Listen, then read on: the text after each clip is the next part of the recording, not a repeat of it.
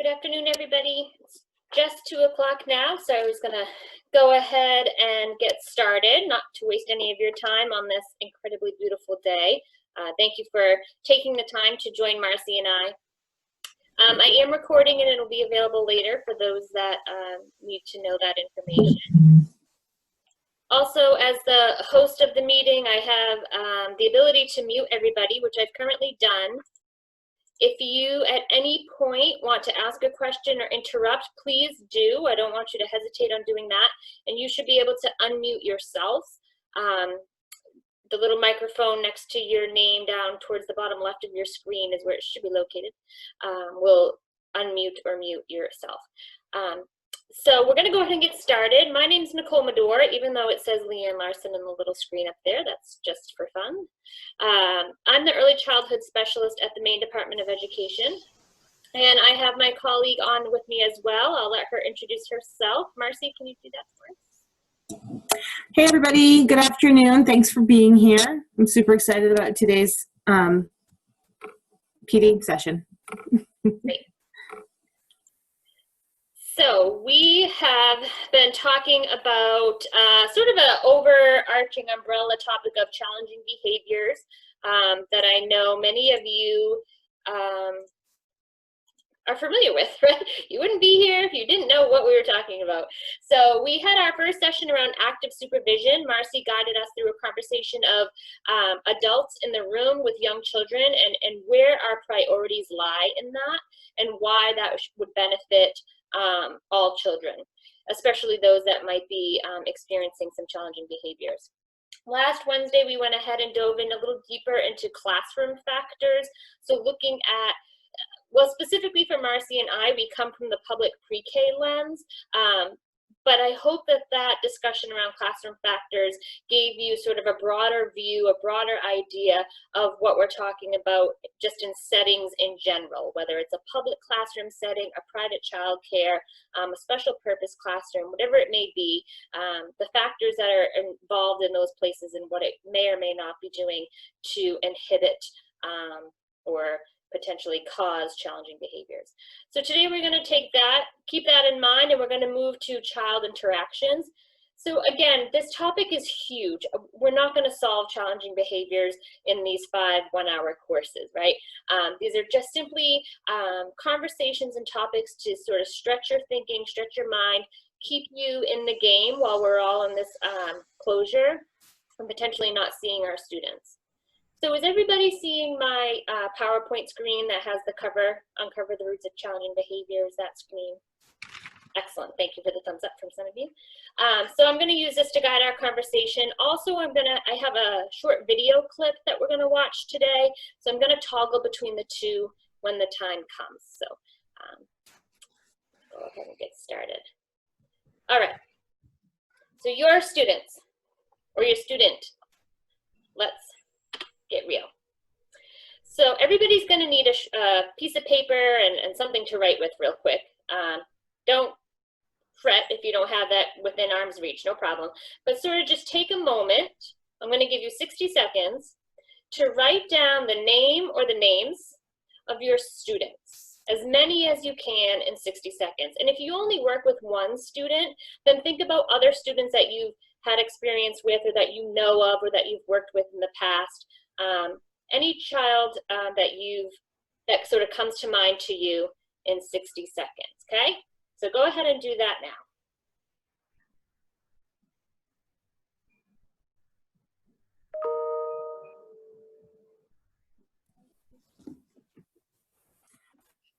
While we're waiting for everybody to write down their students' names, Lynn has asked if this refers to chapter 3.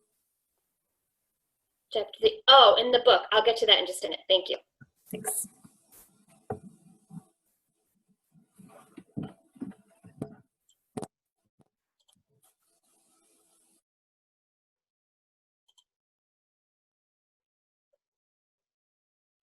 About 20 more seconds.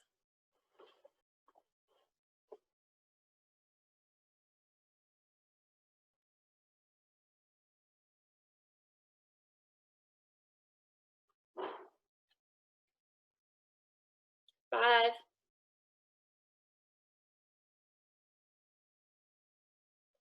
Okay.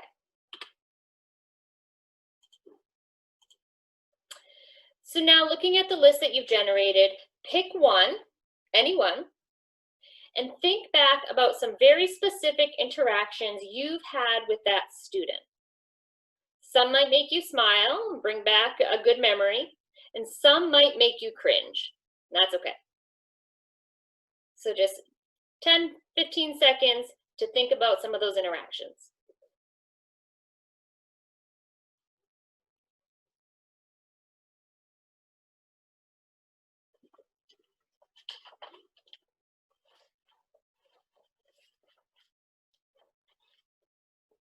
Okay. Now, next to that student's name on your paper, if you can, we're going to make some tally marks. But you're going to have sort of two columns of that. So we're going to have a column for positive interactions with that student, and then another column for maybe negative or cringeworthy interactions with that student. So for every memory that you were just thinking of, mark down if it was a positive interaction that made you smile and made the child feel good, or if it was a cringeworthy interaction. So go ahead and take a minute and do that now.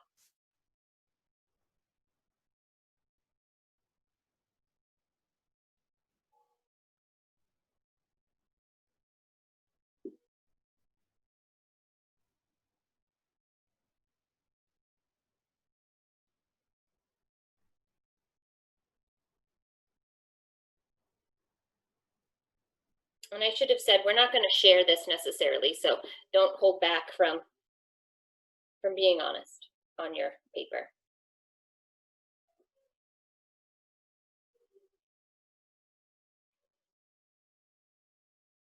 Okay, is that enough time, you think? Folks good?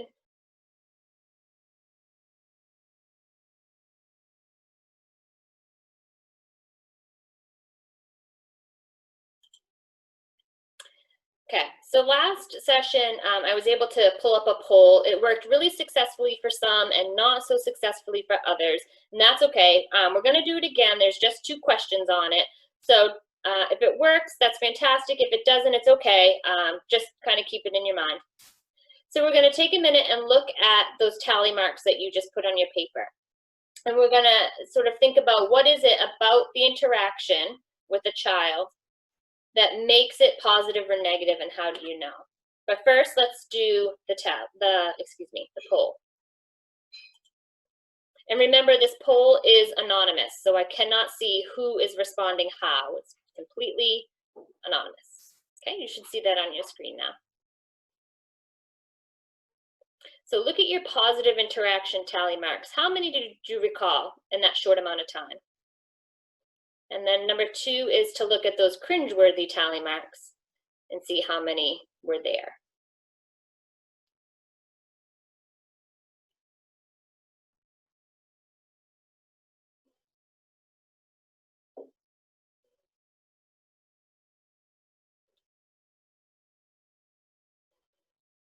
I still have them coming in quick, so I'm going to leave it up for just a few more seconds.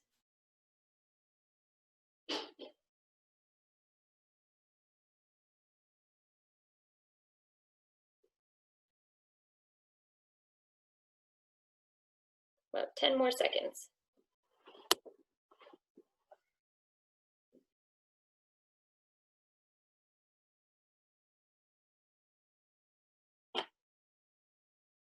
Okay, I'm going to end the polling and share the results. Okay, can everybody see that? Some blue and orange bar graph looking lines. So the number 1 question, look at your positive interactions your positive interaction tally marks, and how many did you recall?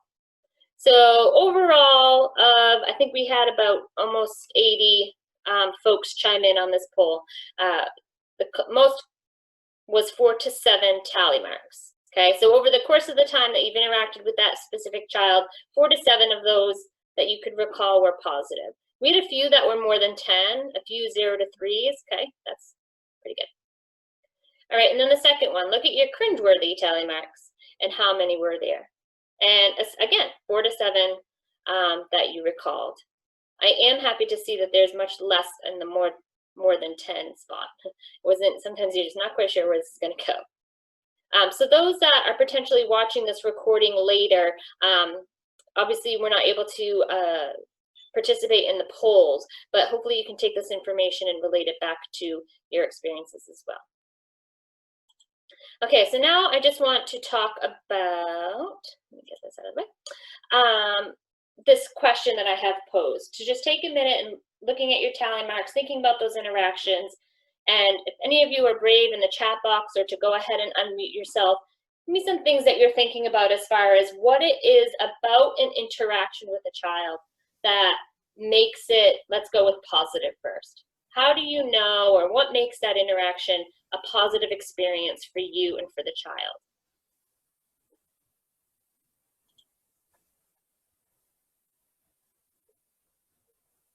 A moment where he or she is proud and you can talk about their achievement. Okay, so tell me more about that, Holly. How do you know that they're proud? What is it about the things they're saying or the things they're doing that make you, the adults, think he's proud or she's proud? Well, they may not necessarily know that what they did is something positive until you bring it to their attention.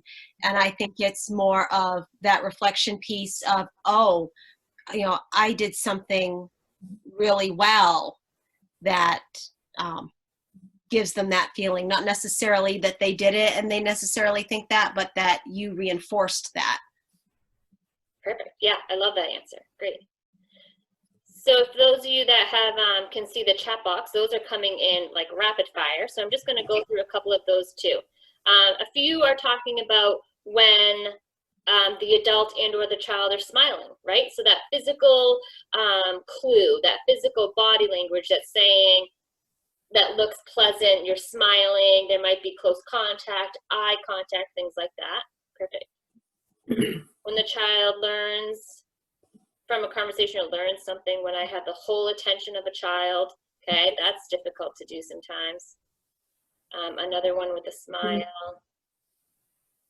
Wants to continue working or might even have a physical hug or some type of physical contact. That's a positive interaction. So Anne-Marie, I agree. It's a feeling, right? The body language, right? You just know. You know when that child turns and walks away that they are feeling good about themselves or about whatever the conversation was you were having. Smiling and willing to work, making a connection. Yeah. So a lot of these that folks are chiming in on. Sorry, I'm just scrolling down real quick to see if I missed anything. Are pointing us back to, and correct me if you disagree with me, right? Challenge my thinking here. But I would argue that this is pointing to a positive interaction leads to or stems from a positive relationship, right? I don't just go around Hannaford hugging people and smiling with them, right? If I know them, I'm having a positive interaction with them, I'm starting to build a relationship. If I'm in Hannaford and I bump into my mom, that's a little different, right? I have a strong relationship with my mom, so she and I are going to have a much different interaction than I would with somebody that I'm unfamiliar with, a stranger, or somebody whose body language is telling me to not approach them, right? So if I'm a child in a classroom and the adult in my presence, or the adult, depending on where the setting is, has this sort of aura or body language of don't approach, right?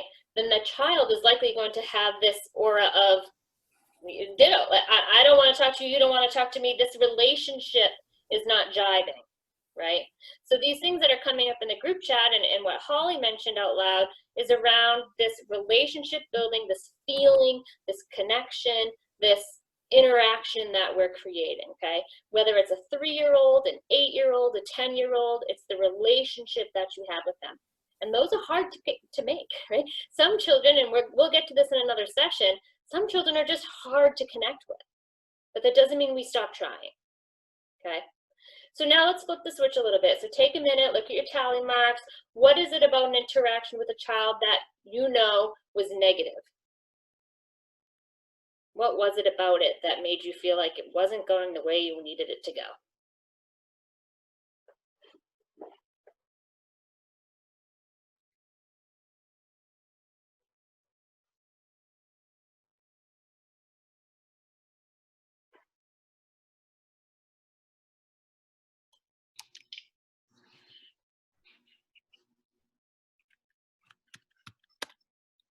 Mhm. Yeah, so I'm just scrolling through the chat box. There's a lot coming in there. So some of the things coming up for folks here, and I totally agree with. So there's that lack of eye contact, right? Obviously, the opposite of what we were just talking about is going to come up. Their physical body language, again, slumped shoulders, right? They might act out by striking, hitting, right? Showing signs of aggression. Refusal, good one. Yeah, that can be a very negative interaction. Or refusal could be the result of a negative interaction even. Feelings of frustration, not willing to move forward, disruptive. Yeah, child will shut down, sure. Result in negative behavior, yeah. Yep, screaming, throwing, yeah. So this is what we're talking about often when we say challenging behaviors. When they disclose something that happened at home, yeah, that could have a negative feeling. The tone of their voice, excellent one, yes, for sure. You can tell the same as adults can tell with adults. The tone of your voice, the speed of your talk, signals something for someone. Okay, good. Right, so I agree with everything that's coming up in the chat room around that.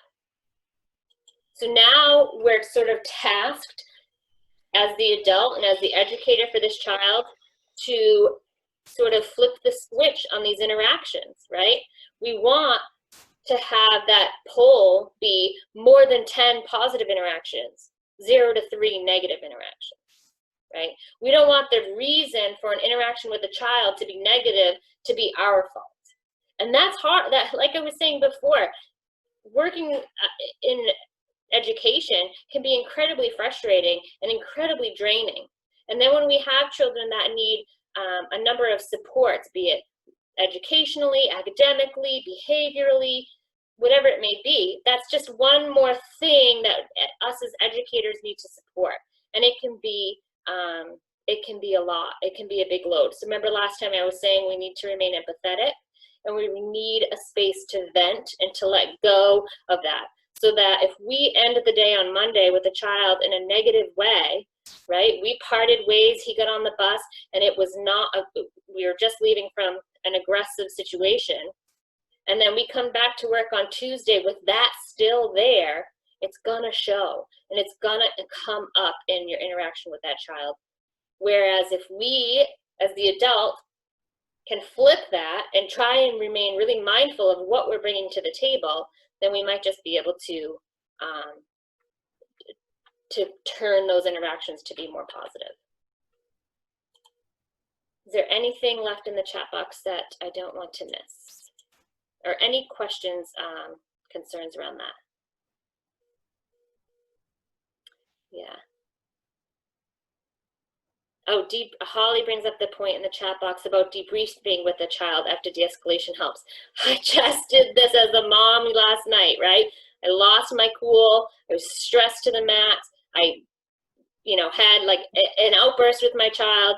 And then a moment later, I had to go back and say, you know what? I'm really sorry that I did that. That wasn't your fault. I'm feeling overwhelmed, stressed, frustrated, whatever it may be. And I'm sorry that timing wasn't right for us. Okay, start over. Right? Kiss on the cheek. Not going to do that to your student, probably, but, and moving on. So real quick on the debriefing, which I do think is a great idea, but also be very mindful of the timing after the escalation happens, because if you're trying to debrief with a child too quickly or somebody who's not ready, depending on what the situation was, can actually be more of a trigger and send them back into a place of escalation. So it's really important to be mindful of the child's sort of frame of mind and how the de-escalation happens, and make sure that they're ready also, because the last thing you want to do is re-trigger that situation. Yes, thank you, Marcy. Perfect. Okay. Just trying to move my PowerPoint. Okay. Oh, we just did that. Sorry, I moved ahead too far. Okay, so now I'm going to stop sharing this screen and share a different screen with you. So this is a TED Talk. It's a almost 20-minute long TED Talk by Dr. Stuart Ablon. And I highly, highly recommend it if you have time later to watch the full talk. We're just going to watch a snippet of it today, and to be honest with you, it was really hard to find like the right chunk of time to share with you. So I do recommend going back. It's right on YouTube, and I think if you in the YouTube search bar just type in "rethinking challenging kids," this certainly should be one of the top videos to show up. And his name is J. Stewart Avalon. It's here at the bottom. So we're just going to watch a snippet about his, I'm not going to give it away. Anyway.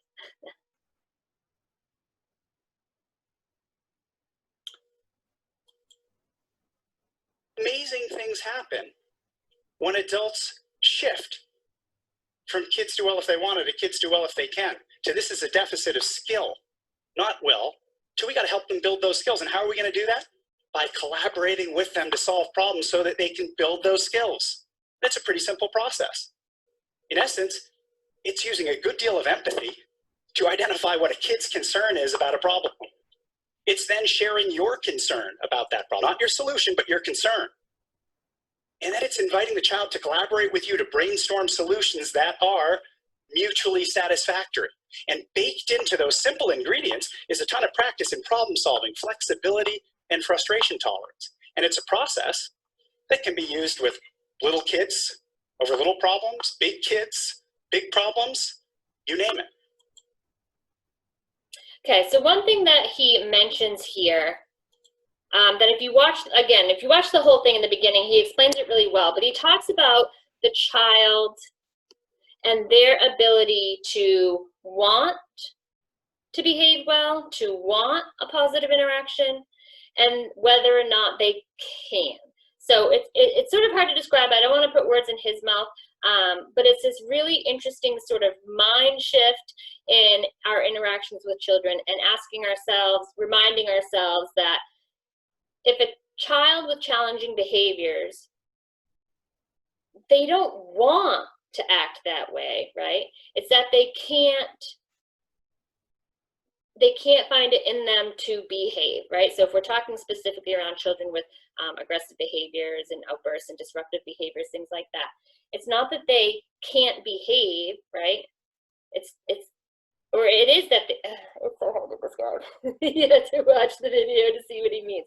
But it's this whole idea around skill versus will, want versus can, okay? So that collaborative interaction with children, modeling the language with them, modeling the behavior for them, and remaining positive during those.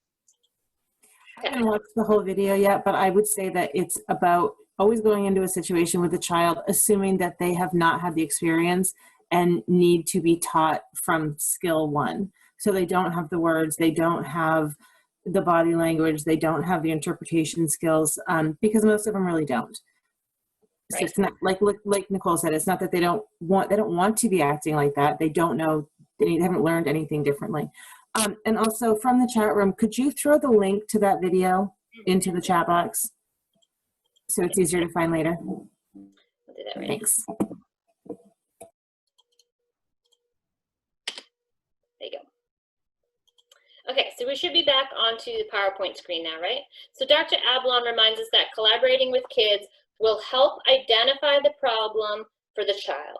So that empathy piece. So when you're interacting with the child and you're talking about something that's gone wrong or a behavior that they're expressing, right? Having empathy for why they're expressing that, asking yourself what happened before this, what could possibly be triggering this, and then chatting with them about it to help identify what the problem is for the child. So in this video, he goes on to give an example in the home with getting ready for school and get out the door in the morning, right? And that the child is really struggling to do so in a timely manner. The family's consistently late. Mom and dad are consistently yelling at him to get going, come on, just slowing us down, this and that, right? And then, so this idea of identifying the problem with the child, just sitting down and chatting with them and saying, hey, look, the mornings are really hectic. We've got to get out the door. There's you, there's me, there's dad, there's, you know, brother, sister, whomever else. And I've noticed that you're having a hard time getting ready and coming down with all of us. Okay, so what's the problem? What's happening with you? And in the video, the child says, I don't want to be last. And he's like, you don't want to be last? Is it a race? Is that what the problem is? Are you thinking that we're racing? He's, no. Okay, you know, it's not a race. Okay, well, tell me more about you don't want to be last. I don't want to be the last one upstairs. Oh, okay. Are you nervous about being upstairs? Right, so just talking back and forth, reiterating what the child is saying to you so that you can show them that you're hearing them, you understand, trying to sort of make sense to it for them, okay? And then that interaction is going to allow us to share our concern. So the next step in his example is that the parent says, okay, well, I hear you. You don't want to be the last one upstairs. So the problem on my end is that, you know, we've all got to get out the door and we've got to be somewhere on time. And when we're late, right, you're late to school and your teachers don't like that. We're late to work and our bosses don't like that. So we've got to figure this out, okay? So you're not telling them what they need to do about it. You're just identifying what the problem is for them, identifying what the problem is for you, okay? And then encouraging that collaboration piece, that problem-solving piece. Okay, so you don't want to be the last one upstairs in the morning, and I can't be late for work. How are we going to solve this? What can we do? Says, well, you could come upstairs with me while I get dressed. Well, I could do that. You're right, but then I can't get dressed. I can't get ready and pack lunch or pack backpacks, whatever it is. So that's a good idea, but what else could we do? I could bring my clothes downstairs and get dressed downstairs. Bingo, right? That was the child's idea. It was what you wanted to get to, but telling them to do that would have been the solution back in the second star bullet here, right? And we're not trying to give them the solution. We want them to tell us what it is that could be the problem-solving skills. So now he goes on in the video to show we've not only now modeled language and a process for problem-solving for the child, but we've also done and managed some frustration for the adults. Right? It's a positive interaction, even though we weren't necessarily smiling and hugging and patting backs, but there was no negativity there, right? It wasn't a, you're in trouble, I'm late, you're late, now this whole storm has begun, right? What's the problem? Well, how come you can't come downstairs on time? Okay, well, because of that, this is what's happening. What are we going to do to solve it? And that's going to happen a lot, right? It's not a one-time fix, because the next day, guess what? He might be late again. Hey, remember we chatted about this yesterday? Remember you said you wanted to bring your clothes downstairs? Yeah, let's go get them. Let's bring them on down, right? And we're having that conversation again. Okay, so I saw some chat box things come up. What can I help you with? Yeah, collaborating with the child, exactly. And that, again, is back, and we'll get to this in the next slide, around that relationship building with students. So along these same lines, I was just thinking, I had read a book once on guidance around this entire topic, and I can't find it online right now, and I can't find my copy, but it's called Lost at School. It's the Plan B approach, and it basically is the collaborating and understanding that kids can generally know what will help them. And a lot of times adults are so kind of wrapped around about how, you know, in their head, how they want things to go, and they have to be a little bit more follow the child and actually have a conversation with them. And it does work. Yes, I think it is Ross Green. I think that is, yep. So, and that's funny you say that, Marcy. In Dr. Ablon's video here, his sort of spotlight on this and his direction to this is directly related and from Dr. Green's book, The Explosive Child. Yep. It's and I actually will tell you, I have used after reading that book, I was like so pumped. This is so great. And I actually used that Plan B process in the classroom with a child with incredibly challenging behaviors. And it really worked. He was like, it immediately gave him a feeling of he was being respected, and he was a climber, and he was on top of things that I don't even know how he got there. And it was very dangerous. And so that was the conversation we had around it. And he was like, you know what, you're right. And here's what I could do. And I'm like, you know what? But he immediately took ownership of that. And it was amazing. But. Good, thanks. Okay. So I jumped the gun a little bit, but here I'll show you this.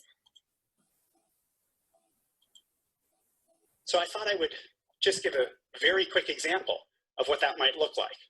I got ahead of myself. So I'll use the example of the first example I gave. A common problem, which is everybody in a household getting up, getting dressed, getting breakfast, packing their stuff, etc., and getting off to school and work on time. And if that doesn't go well, that's a bad start to the day for all involved. So what does this process look like? Collaborative problem solving. Well, the first thing is it's predictable. So the last time you want to solve a predictable problem is right when the problem's happening. You want to do that proactively. So it looks like this. First, a good deal of empathy to clarify the kid's concern. Hey, you know what we've noticed? We've noticed that the mornings have been pretty tough.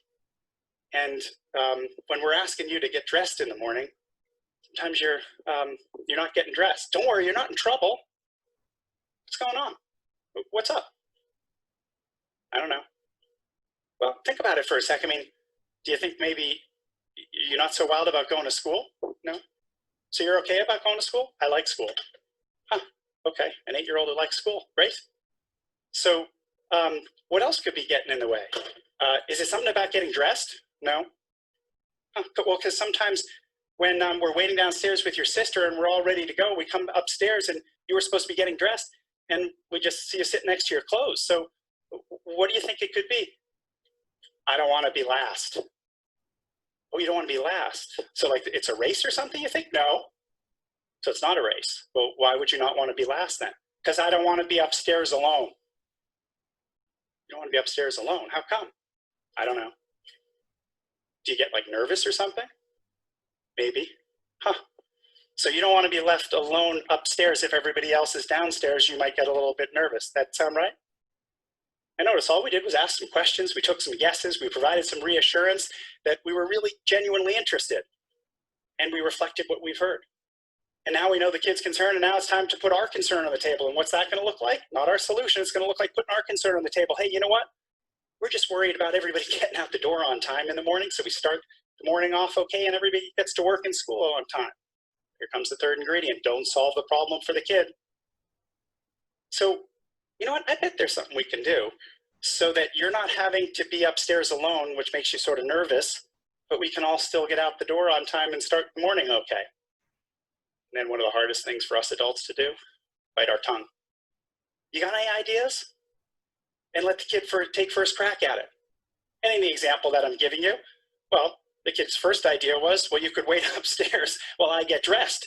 And mom said, well, I could do that, but then you'd have to get dressed quickly enough because I got to get downstairs and start making lunches and stuff like that. So I'm worried that if you don't do it quickly, I'm going to have to go downstairs. And then what does the kid say? Well, how about if I take my clothes downstairs and get dressed downstairs? Great idea. Who wins? Everybody. Who loses? Nobody. Problem solved, challenging behavior reduced, morning starting off better, helping relationship enhanced, and skills practiced and trained. Notice this was a trial in problem solving, in flexibility, in frustration tolerance, and one of the coolest things about this is not just for the child. Guess who else is practicing problem solving, flexibility, frustration tolerance? The adult as well. Sweet. I gave you a nice little snippet of that. Okay, let me switch this back here. So Dr. Ablon's example is a great one, but it's for a family at home, right? And we're not all working at home with our students during a normal day. So I'm wondering, how could this information transfer for you into the school setting? Okay, what's an example where we, the adult, could collaboratively interact with the child to get to a problem, to solve a problem, and to monitor those, or model those skills? Okay, does anybody have any examples or things that you're thinking?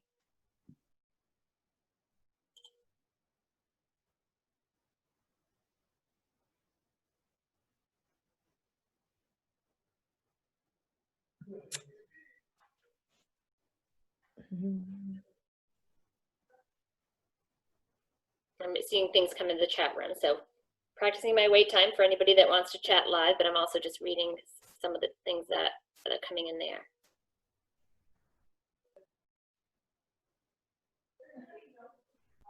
Okay, so some questions and some great suggestions there. So what I'm seeing too is I see some thoughts around specific activities. So like a literacy activity, right? And if the child is struggling during this time, having this and sort of practicing this approach during then. I'm also seeing it come up. Oh, getting snowsuits on, right? Transitioning outside, that can be a really chaotic time. Or transitioning at any point, whether you're leaving the bus and coming into the school, or leaving the classroom to go to art class, or leaving the classroom to go to lunch, right? Those physical transitions can be big, cause a lot of struggles for students. Writing in general, yeah.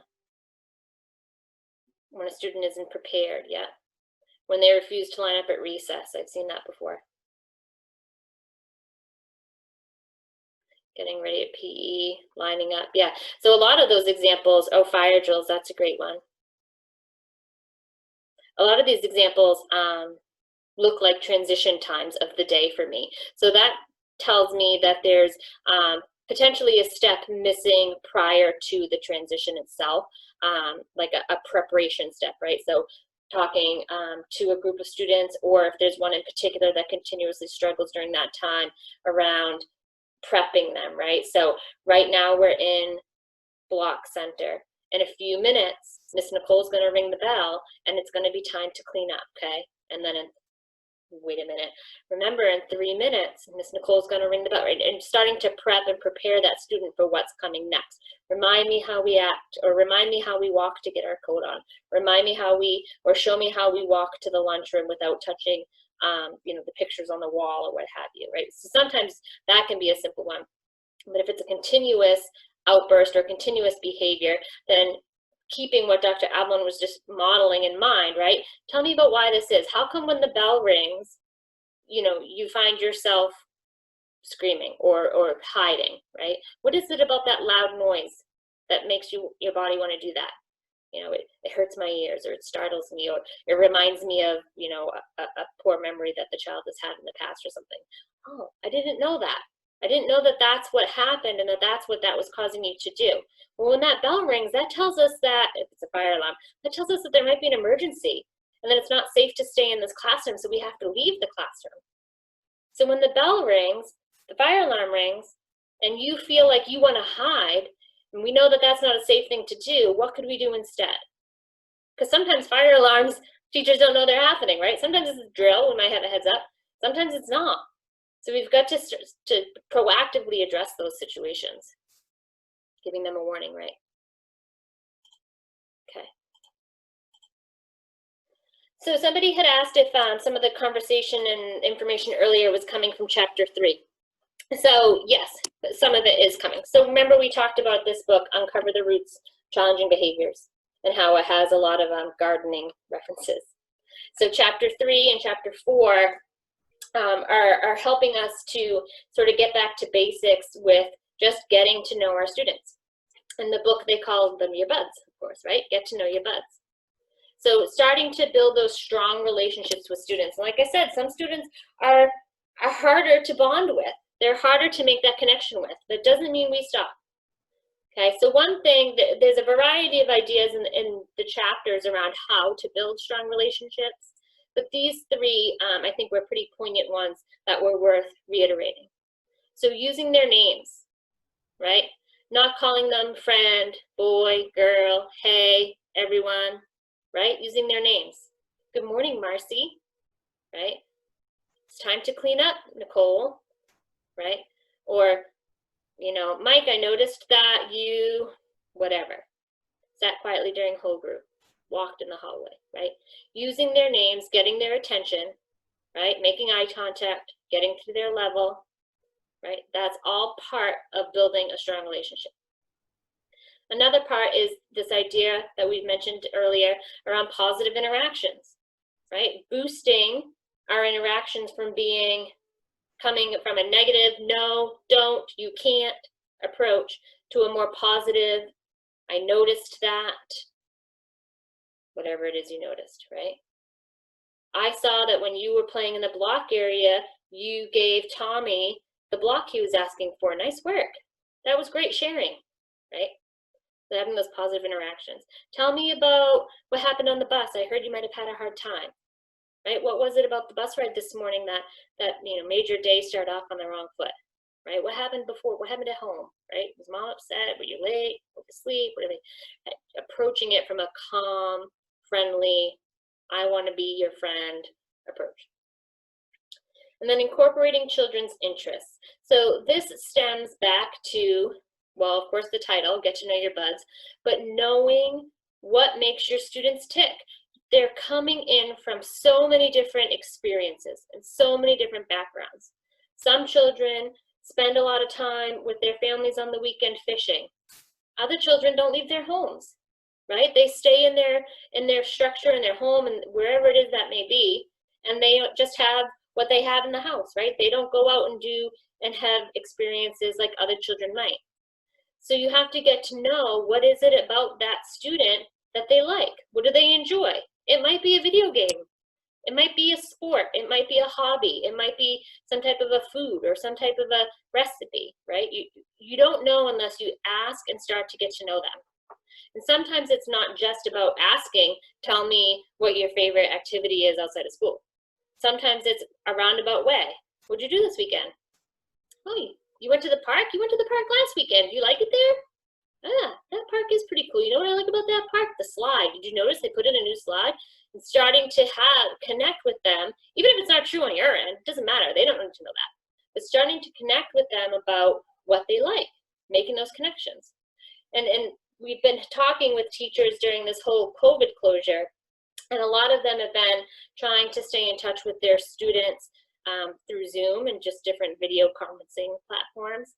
And we laugh, but the students all, they bring their dog on the camera, they bring over their fish, or they bring over, some new toy that they've gotten recently. They're literally now showing you something that they want to show off to their friends and to you. And when you start to notice and pick those things up, you start to make connections not only with that student, but among students to each other, right? Like, oh, Marcy, you have a dog? I just got a new dog. Tommy got a new dog too. We all have new dogs. That's so great. We have that in common. And that, it sounds so silly, but it's how you start to make those connections and identify their interests. And then you can also, in a situation where it's tense, or when you're back in the classroom and a challenging behavior arises, then you can sort of reach into your child knowledge back pocket that you have on this student and pull that out. Hey, you're having a hard time, or once the student is calmed down and they're willing to talk, and like Marcy said, maybe not talking about what just happened, but sort of shifting gears and saying, tell me about the park this weekend. Did you go? What'd you do? I went by, I didn't see you. I wish I would have seen you.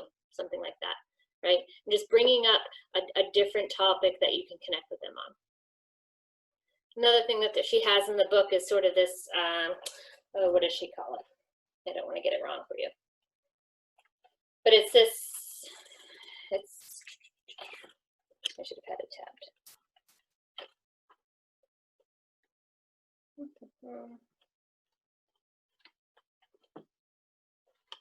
I missed it.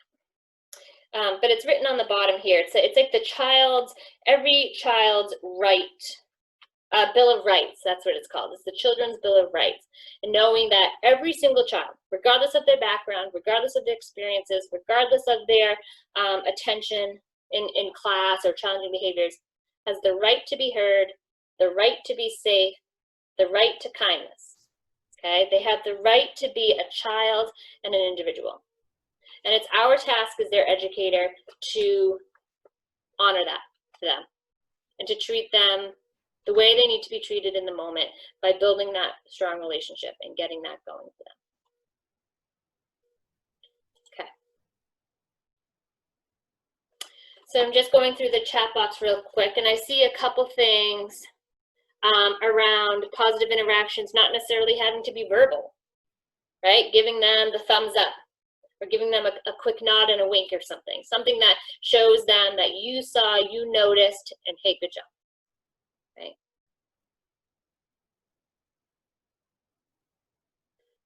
Yeah, and I've seen a lot of things too around greeting students in the morning when they come in and giving them sort of that choice. If you've seen those videos, high fives, fist pumps, hugs, pats on the backs, nothing. right? Giving that sort of that power to the child. You're going to greet them no matter what, but how you greet them is up to them. Praising the little things, yeah.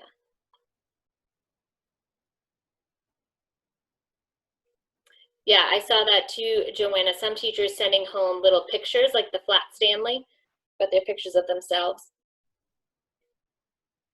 School's the only time for that, for a pro-social interaction with adults. That's exactly right, Manuel. We don't know where they're coming from or what level of interaction they're having at home.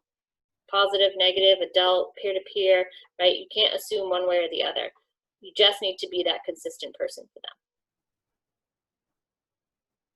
Okay, we've got a few minutes left. So any lingering questions, not necessarily just about child interactions, but about other topics we've covered as well, the active supervision or the classroom factors. I did notice some things in the chat box. I'm just going to scroll up while folks chime in.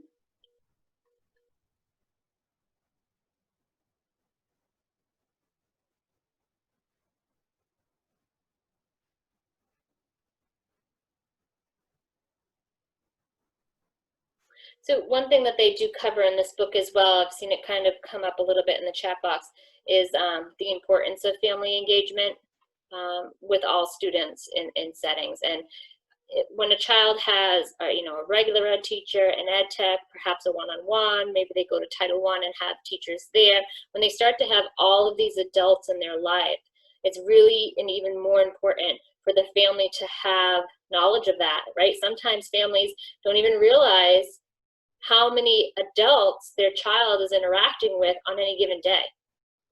And sometimes the adults themselves in the school setting don't realize how many interactions that child is having with adults a day. And that can be really confusing if everybody's coming at them in different angles, right, for different purposes, or have different expectations, behaviorally, academically, whatever it may be.